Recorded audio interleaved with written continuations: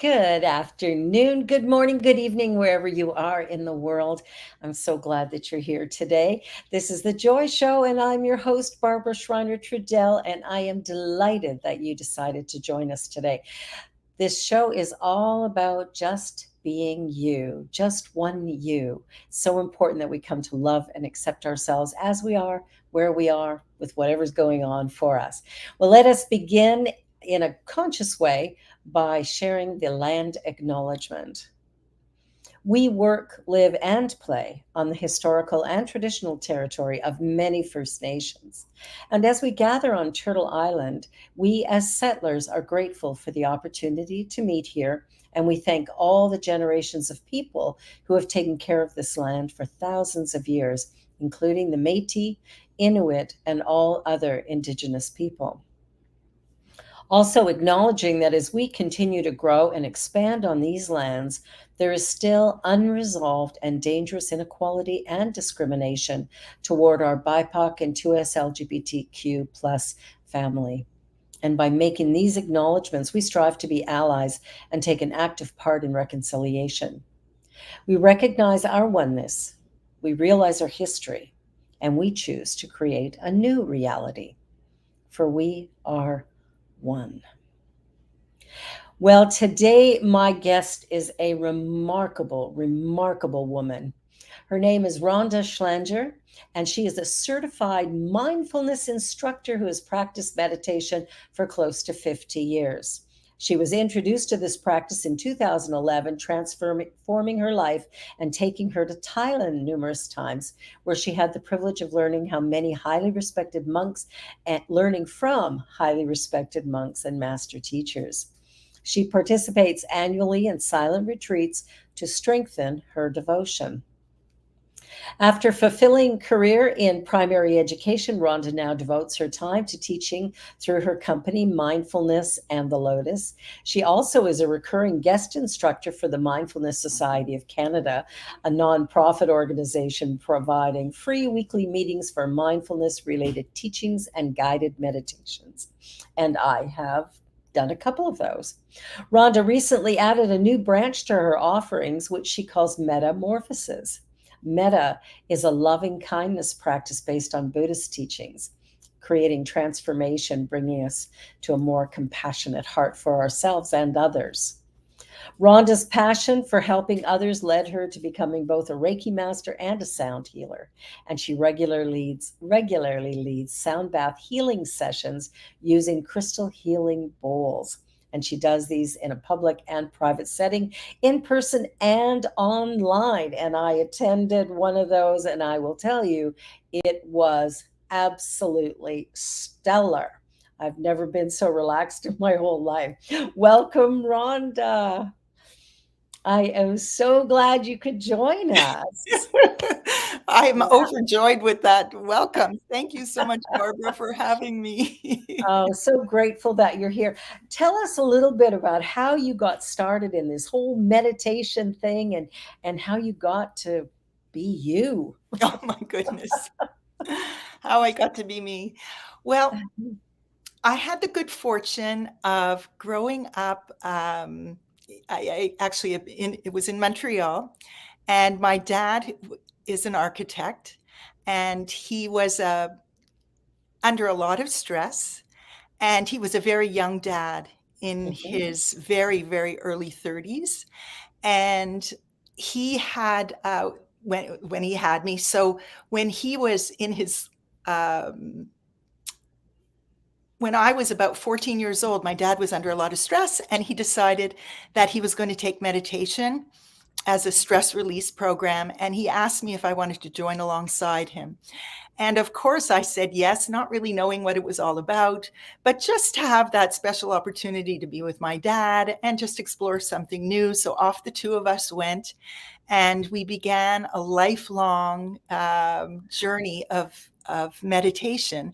My dad is close to 89. He's watching right now. And I call him the poster boy for what meditation can do for you. Because if we all had the mind as sharp as he does, and just being able to deal with lots of life's ups and downs, as we had huge ups and downs as we all do in life.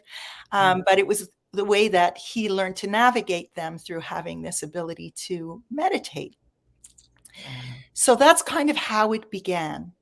And I absolutely adored having the skill of meditation. It took me to great places. I was not the coolest kid on the block because it kept me away from any drugs or alcohol, because if stress came by, all I needed to do was just find myself in a place, and for 20 minutes, as long as I had me, and it didn't even have to be silent. We learned how to do it. We learned transcendental meditation as our Yeah. beginning.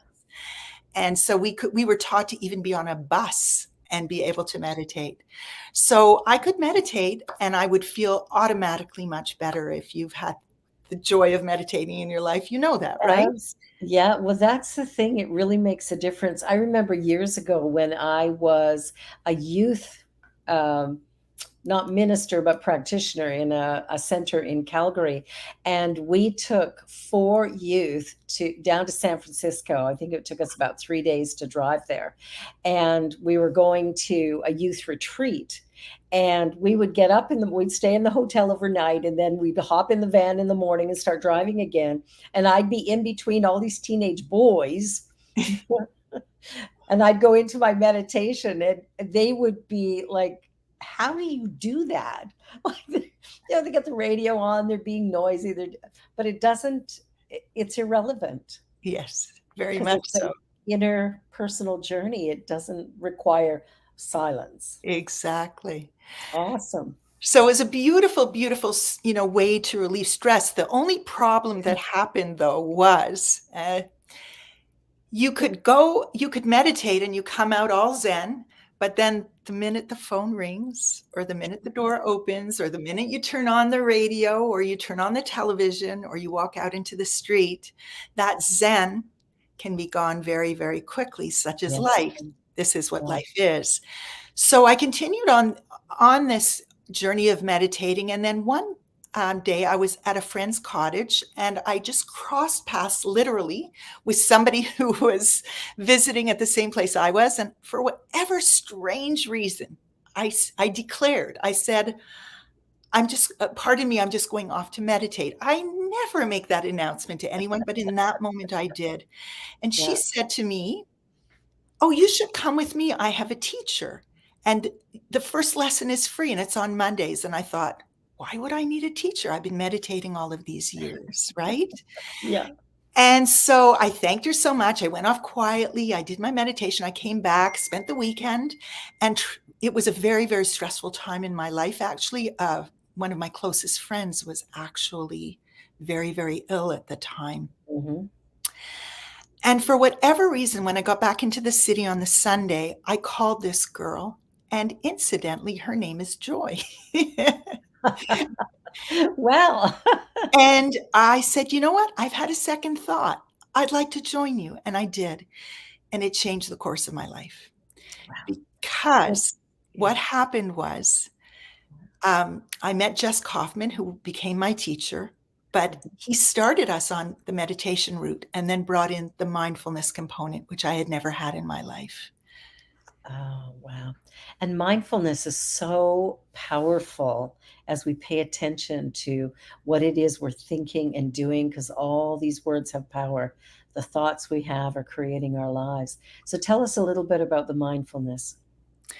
Oh, so that was the game changer, right? Because I no longer, now it's not a slow process. I've been in it for 10 years. Yeah, I'm very, very dedicated. As you mentioned, I've been to Thailand 4 times before the pandemic. I went every year. yeah. And I do silent retreats, the longest one being up to like 8 days, Mhm. very often 3 days, 5 days, 8 days. And what came to be is that we learn, of course, that metaphor of Thich Nhat Hanh is like learning to live like a lotus amongst the mud, which motivated me to call my my company Mindfulness in the Lotus. Yeah. And we know, it's nothing that I invented. It's a very, very famous phrase, but it really it gave it encapsulated what it's all about. that life is the journey through the mud, and that lotus has to push its way and journey through and live alongside the mud. And Okay. really, that's what I learned how to do. I no longer had to escape. And it was a very, very fascinating process, because the natural inclination is to push down whatever is bothering you, right? Resistance, resistance, Right. resistance. Push it Yes. down. We live our life in distraction, beautiful things, Yeah. even wholesome things like meditation. If all we're doing is meditation to run away from what's there and suppressing what's there, Yeah. we're actually creating greater sense of suffering without realizing it. That's So right. Resistance. Whatever you resist persists. exactly. And then Wow. it's the vices and our devices, right, that we cling to, and then those we hide in them. And then that is what exponentially builds on this growing anxiety that we're keeping to push down. And we know in society the explosion of, anxiety disorder, panic attacks, of which I had many. Um, and when we learn mindfulness, we learn to be with what is, and we learn to not be afraid. Yes. And not to judge it. Mm.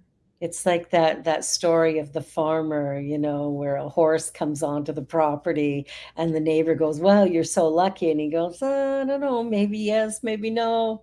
And then the son goes to ride the horse and falls off and breaks his leg. And the other farmer goes, "Oh, that's such bad luck." And he goes, "Oh, maybe yes, maybe no." That idea of we never know what's good and bad. Right. We label things or judge things based on this our human egoic perception of reality and what makes us comfortable. Very much so. Very, very Hmm. much so. So this journey then became one of mindfulness where I met, some of the most wonderful people, because Yeah, you know who you hang out with, what we think we become, the people that we're with either raise us, our vibration, or bring us to a lower vibration. yeah. So the good fortune I had of meeting a most wonderful teacher and getting involved then in committing to a life practice, with a very supportive family, Nice. Yes. who were there for me to journey on as I have. And then I was able to meet these wholesome people, live this life, became an instructor, and at the same time, I met up with Reiki. Hmm. So Reiki being the healing energy. Yeah. And as I even say those words, I say them slowly because they are so sacred to me. Each Yes. part of my journey has been very, very sacred. Hmm. Um, so shall I continue on my Reiki, or shall I continue talking about my mindfulness? I'm trying. Well, it all kind of works together. So share a little bit about the Reiki experience as well. So in 2014, which was before I even went on my first trip to Thailand, I began the journey of Reiki energy healing. I Hmm. was not someone that I would have considered to be a spiritual person at all. It was all so brand new to me. I had no idea Yeah. what this was. It was, and I met so many people along the journey who were so aware, who had grown up with this kind of awareness and realization of spirit and energy. For me, it was something completely, completely foreign. And it was very exciting. It was a slow journey for me. It took me Hmm. about 8 years until I became a Reiki Master, of Hmm. which I did get there, and I just absolutely adore it. Yeah. And then I um, fell into the whole healing of sound healing. Yeah. And that came about in that I was at a spa with one of my daughters before she was moving to the United States. Yeah. And I took each of my daughters away on a different spa experience. And I went to one at Grail Springs. And Yeah. when I was there, I heard the sound bowls, and Well, I just thought to myself, I will be doing that. And yeah, they're amazing. there it was. Wow. Well, the sound bowls have a vibrational energy that you can't really describe it in words. You must experience it in order to fully feel. Because I know the meditation that I did with you, the sound bath that I did at your place was really, I mean, I had done with other people for sure. Wasn't the first time, but it had been a while since I had experienced a sound bath, and it was truly one of the best meditations I've had in a long time. Like it was, well, in fact, when you brought us back and you were talking about certain parts of the journey that you'd taken us on, I'm going, I don't even recall any of that. And I know I wasn't sleeping. I was very conscious of the room. I could hear the bowls, and yet there was something in it that allowed me to go into a truly surrendered place. And I think that's one of the greatest things we can do is to surrender our resistance, our control, our desires for certain things to be certain ways. But that place of just being with what is, and you absolutely took me there, Mm. which I totally loved that experience.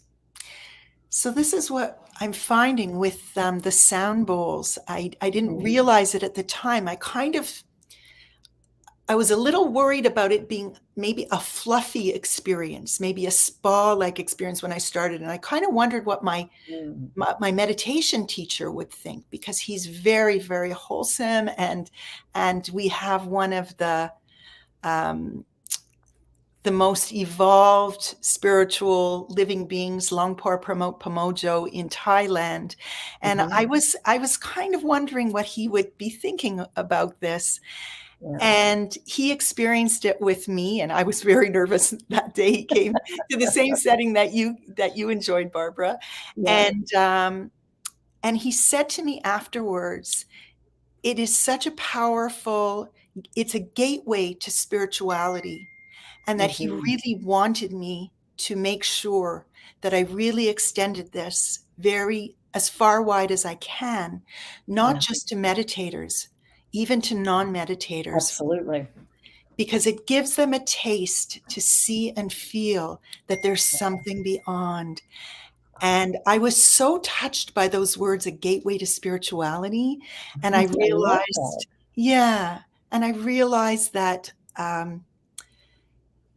it all came together.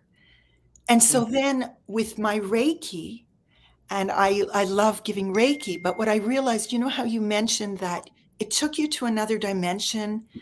Yes. It, I find that it takes people to a dimension so quickly that if I'm to give a Reiki treatment, maybe it might be when I'm down into the lower chakras that somebody can feel the release and let go, depending on where their energy is really blocked.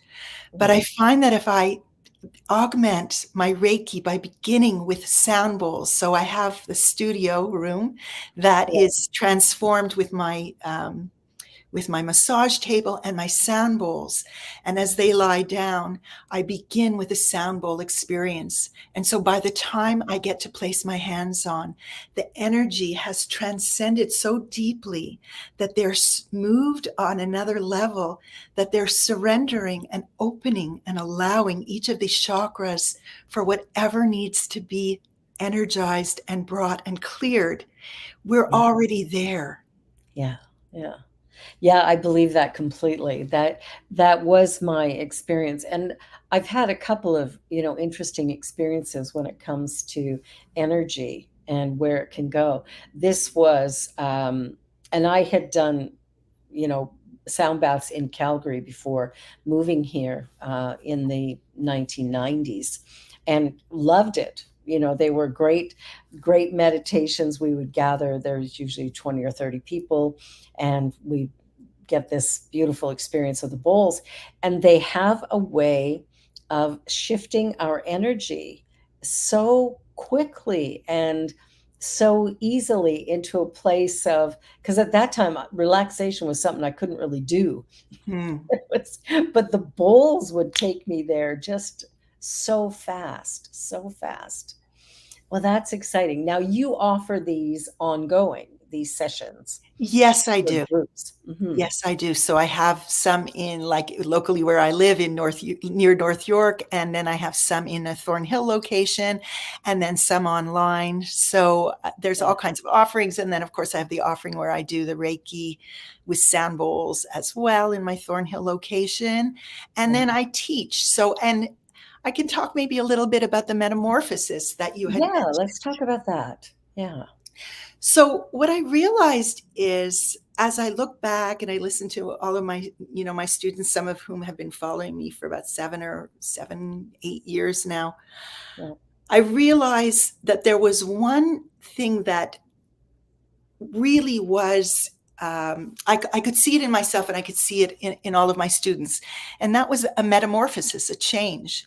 Yeah. And it came to me one day that the word metta, METTA, is the Pali word, which means loving kindness. I love that. I love that. And so I branched out into, I teach mindfulness in a very authentic way, closest to the Buddhist teachings as I can. I Yeah. humbly ask for these teachings to Yeah. stream through me.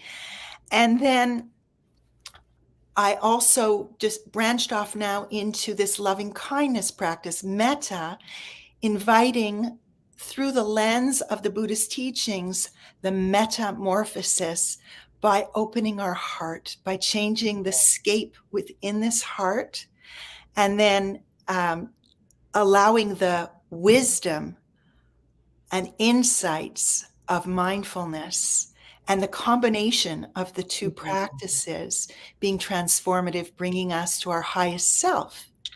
And then the interesting thing for me about that is that I then realized, in a sense, what I'm doing is I'm asking for a guidance and leading people to raise their own vibration, right? Mhm.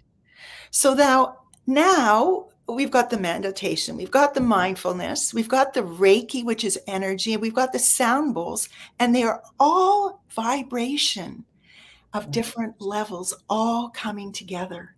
Mm. And it was just the most Beautiful. beautiful, I guess, marriage of all of these things coming together that allowed me as a vehicle to be able to have these offerings. So now my students, it's more, whereas I was teaching maybe from a downward model, Mhm. now it is a model where we all have the background information. Yeah.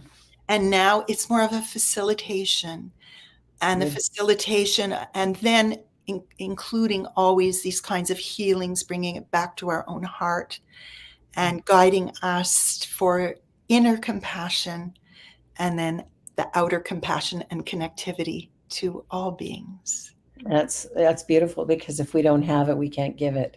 Mm. Um, we've got to learn how to love ourselves. I heard somebody recently say that the world is difficult because of the self-hatred of Mm. individuals. Because until we open our hearts, until we decide that kindness and love, and by love I mean acceptance of all that is. For me, it's a love means oneness, and you got to be accepting, but it starts here. If I don't accept me, if I don't love me, I really have nothing to give to you. Which, of course, we need that in order to create a world that is powerful and productive for all life, not just people, but all life. I think there has to be a shift in consciousness, and I love what you're doing, because that's exactly what you do. Is you give people the place where they can gently Mm. begin to make that metamorphosis, that Exactly. transformation. And I love that you brought that point up about self hatred, because the interesting thing is for me, The practice of metta is one. It's a systematic practice of well wishes towards oneself, Yeah. towards those who are easiest to love, Yeah.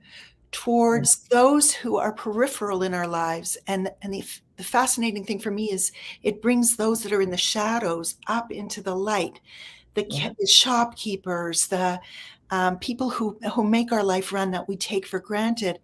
Yeah. Then we move to those who are most difficult in our lives to energetically connect with. And then we offer that loving towards all living beings, All beings. including the smallest insect, anything that we call it a sentient being, so anything with life. Yeah. So the fascinating thing for me is when we go on this, it's not rote words that we say. We're really trying to embed this in our heart, not as words that we Yes. say. We don't even need the words. We try to transcend to a feeling within the heart. Yeah. In starting with ourselves, what I found with many of the people who join me, they have no trouble offering it outwards. It's that inwards that is their greatest Yeah. challenge. The greatest difficulty is being okay with who we actually are Yeah, and loving ourselves as we are, where we are, with every mistake we've ever made, right. and to be able to honor the path that brought us to this moment. Well, on that note, we're going to take a little commercial break. It's just about the halfway point of our show. Well, everybody, you're watching The Joy Show, and I am really excited that Rhonda Schlanger is with me today.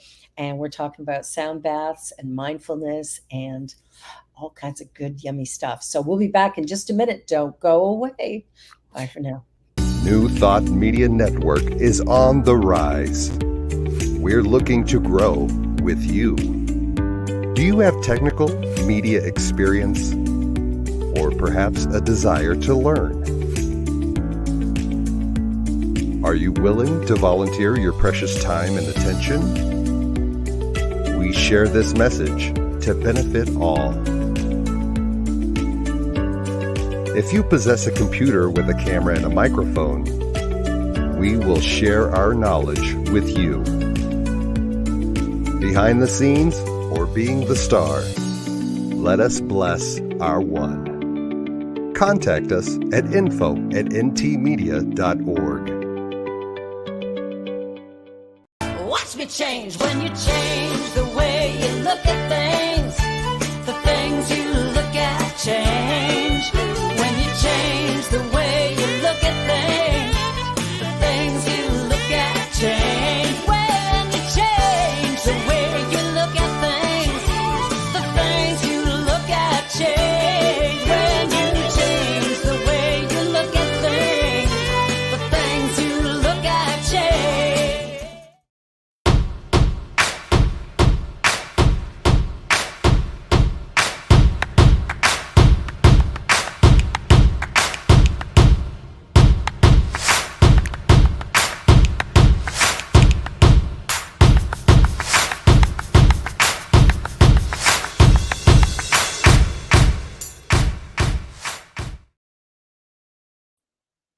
And we're back. So we've been talking about mindfulness and sound baths and just all kinds of yummy good stuff. And we just finished talking about the idea of self-love and the importance of that. And can you share a little bit about how you assist people in getting to that place of accepting themselves as they are? Sure.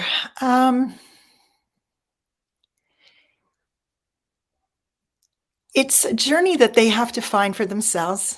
It's Mhm. mostly creating the space Yeah. and creating a community of like-minded people who think, who are given the tools of mindfulness, Mhm. of being able to learn to see the thoughts. So mindfulness is really the basis for it all Yeah. in the way that I approach things. And so the mindfulness gives us the ability to separate out and to be able to see, here are the thoughts, here are the feelings, and here is the physical body. what goes in the mind can be seen through the physical body.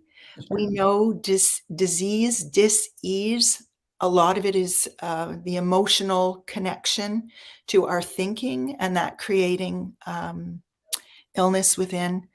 So we learn how to separate out and see our thoughts, see what we're believing, and being able to then step back and see, are they true? Are they the tracks that we have joined on because of a lifetime, whatever circumstances got us there? And the thing with it is we have no direction to go in other than follow those thoughts unless we stop and we train the mind. And the train the mind is to see the thoughts, not to stop them, not to change them, and not to push away the feelings associated with them. That's big. Right? Yes. So it's opening up that cork and allowing the stuff to spill out, but in a very gentle, gentle way. Yeah, I love that. And it's frightening for people. So we give the space to be able to do that. And within time, people come to the realization that the thought was there. And if I didn't try to push it away or cork it down or hide from it, it's got a quick expiry date. It's super quick. It does. We may re-enter that thought one moment later. Yeah. But the minute something else happens and our mind goes somewhere else, we're into a new thought, and then we may come back.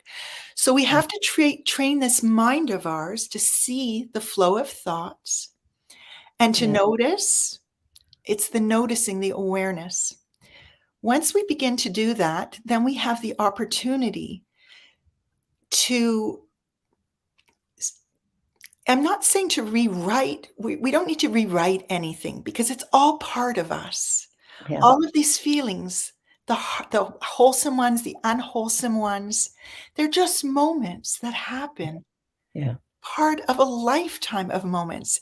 If we are looking under the false assumption that we're going to get to that point where it's all going to flow just like this, we're setting ourselves up for more pain, right? Yeah, we are. We are. Yeah, I tell people all the time, life is a journey without a destination. Right. It's about being in it. Right. Yeah. So that self-love piece, when we have mindfulness and we're able to see what it is, we see it as something separate, a thought coming through. Mm-hmm. We can see the stories that we're telling ourselves. And I don't mean that we've made up a narrative about it. The story is the situation, the narrative of what has happened. Yeah. And we accept it for what it was. We may have come from very painful things, very unfair things within our life. Right? We can't change that. Yeah. But we acknowledge this is a moment of pain, right? And we accept that, we feel it. And this is where the self-care and self-love comes in. Yeah.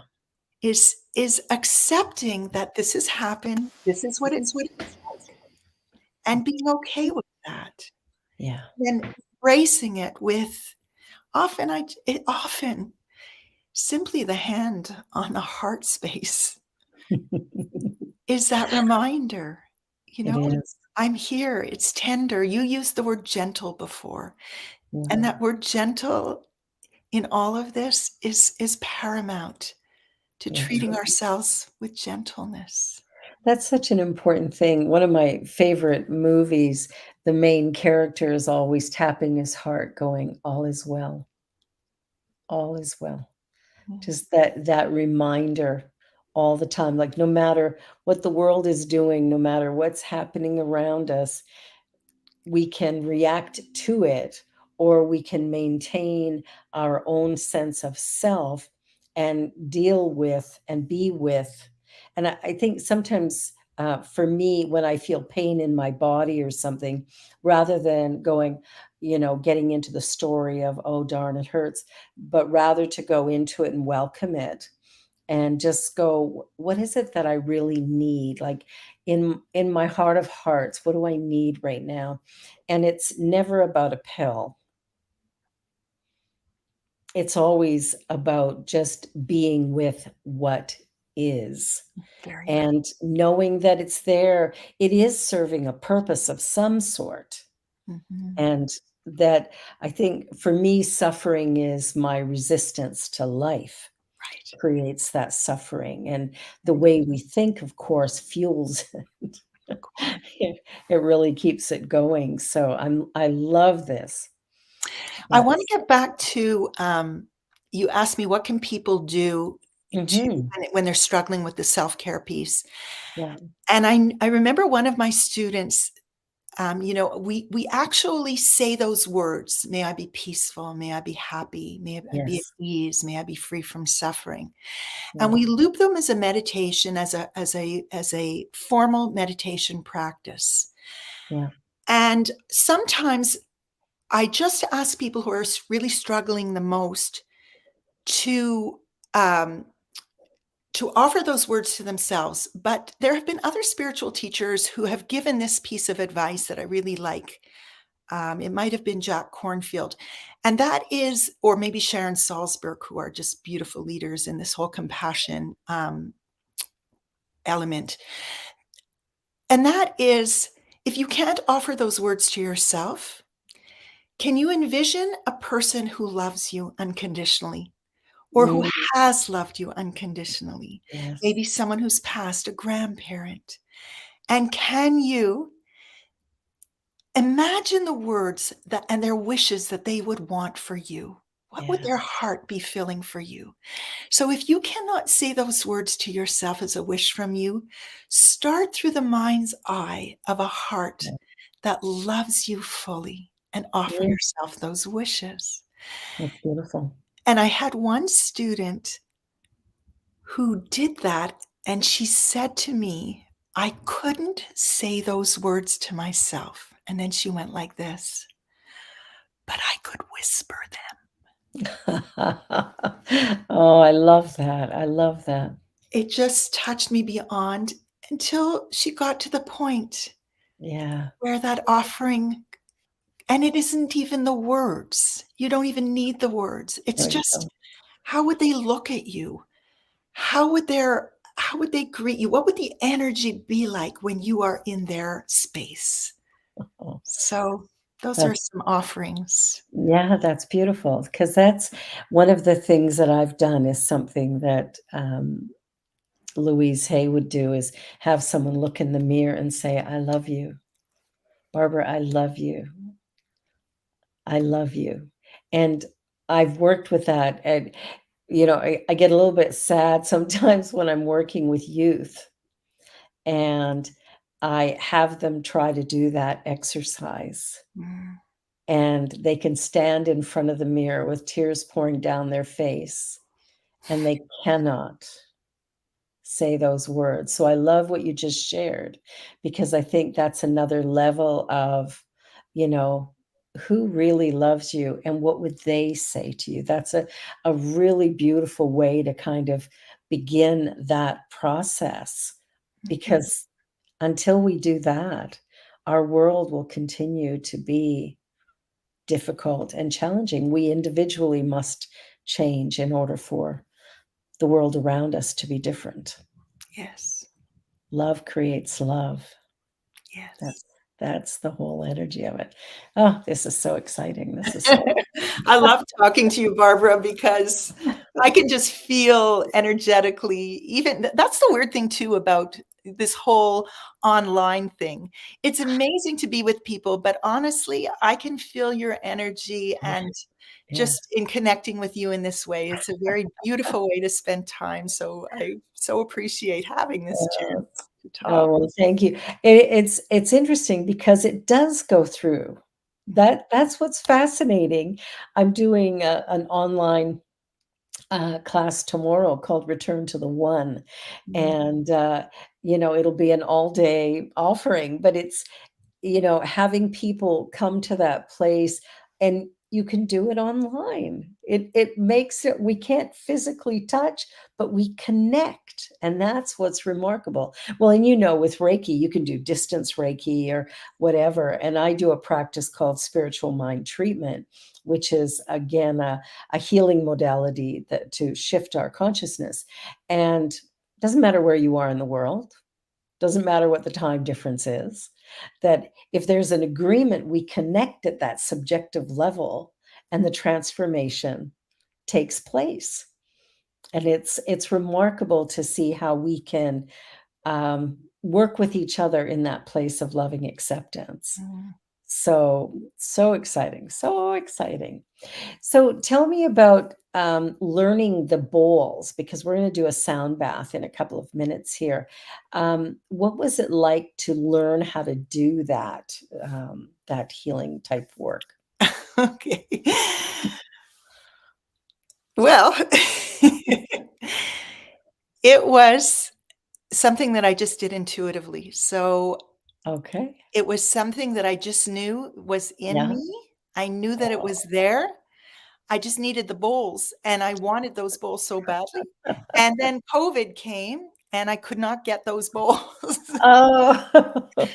So, I'm gonna give a shout out to Denise from Sound Healing I believe it's in Beamsville. Yeah. And, Denise is extraordinary, and I made an appointment with her, and, instead of just sending you a generic set of bowls that refer to certain chakras, she worked with me to find what resonated within my heart. Mm. And so we sat and we listened to the different bowls and the different harmonies, and we built a set over 2 time periods, a year apart from each other. I started with 4 bowls, and then I just knew it wasn't the family yet, and I Yeah. needed to have Yeah. 3 more. Wow. I waited another year, and then and I got the next 3. And so it was a matter of me sitting in my sacred space, Oh, playing and playing and playing. I hardly I didn't listen to anybody else because I didn't want to yeah. be influenced by Of anyone. course. Yes.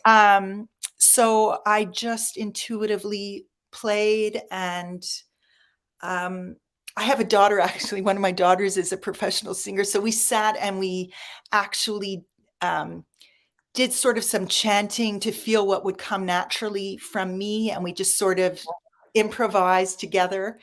Oh, And I love that that. sort of encouraged me to use my singing voice with the bowls as well, which I'm That's sometimes shy to do, but people yeah. tell me that it's an offering that they've really been enjoying. So I Mhm. growing my confidence within that. And, so that's how it came together for me. Well, Uh, I love that, Rhonda, because intuitively we know who we are.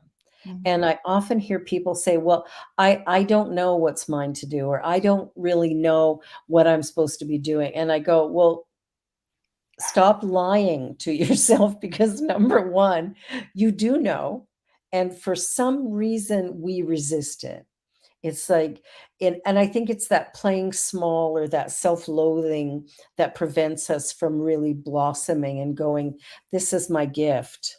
Mhm. And can I, because we don't need to be trained to be who we are. Interesting. I never thought of it that way. Yeah. And so you didn't need to be trained to Yeah, be a sound healer. yeah, You always were that. yeah. You found the modality in the moment that you were ready to accept the gift that you are, Mhm. because you are truly a gift. And the word, I'll tell you, those bowls are truly transformative. And I'm so grateful you decided to come on the show today, because I think what you have to offer is really important for life on our planet at this time, as we begin to transition into a place of greater potential and possibility, a greater place of love. So I am really excited.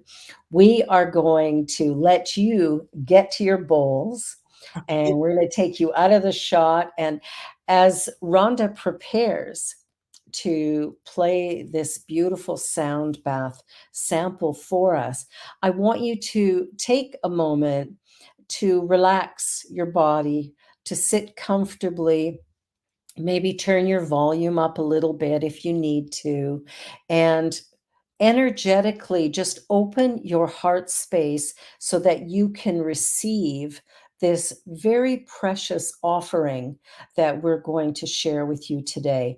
This really is something that is transformative. And so let us get back to Rhonda. She is ready for us now. Rhonda, take it away, my dear. Okay, so welcome to this opportunity for me to share sound healing with you all.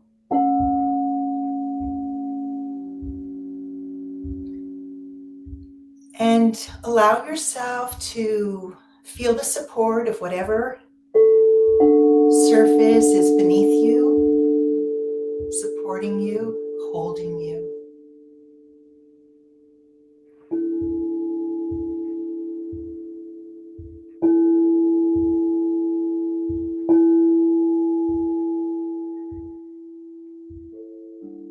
And this mini opportunity for a little bit of taste of sound bath will be shared with a bit of guided meditation and instruction. Normally, we hear sound through our ears.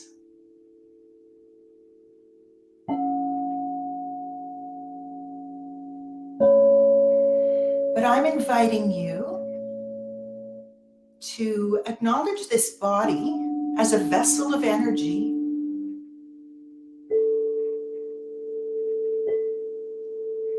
and allow the sound to be felt and sensed through every cell within the body.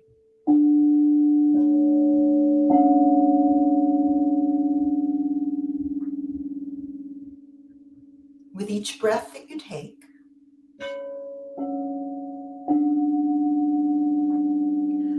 inviting in a cleansing energy,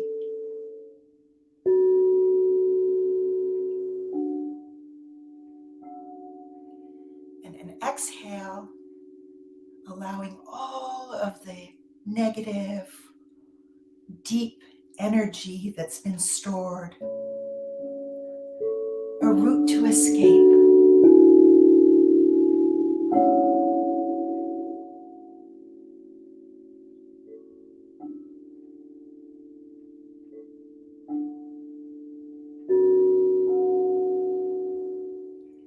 And we call this a sound bath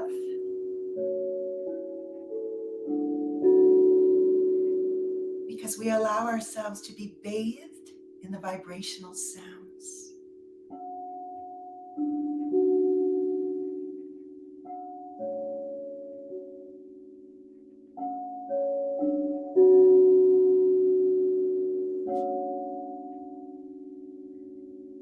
And as you get more comfortable, allow the breath to flow. You don't need to do the breath.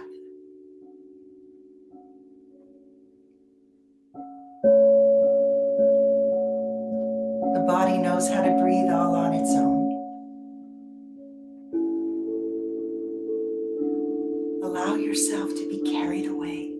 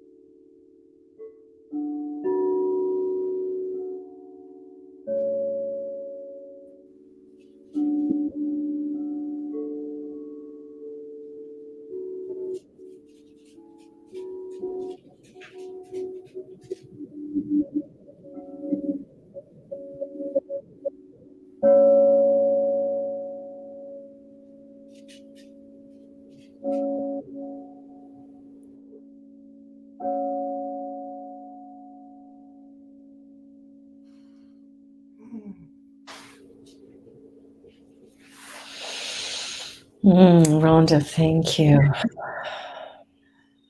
And with that, take a nice deep breath. Bring a little bit of movement to the body.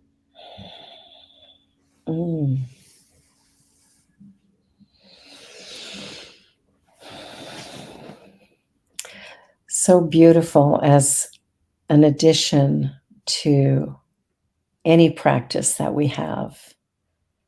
It's calming, and the sound really, I still had to be a little bit conscious of the show, but I was able to go and just be with that, and then I had to bring myself back. But it really is a beautiful, beautiful offering. And I'm so grateful you chose to come on the show today and share your remarkable gift. Thank you. And just to let people know again that intuitively, you know who you are. And all we have to do is be that. If you were to leave people with one thing today, what might that be, Rhonda?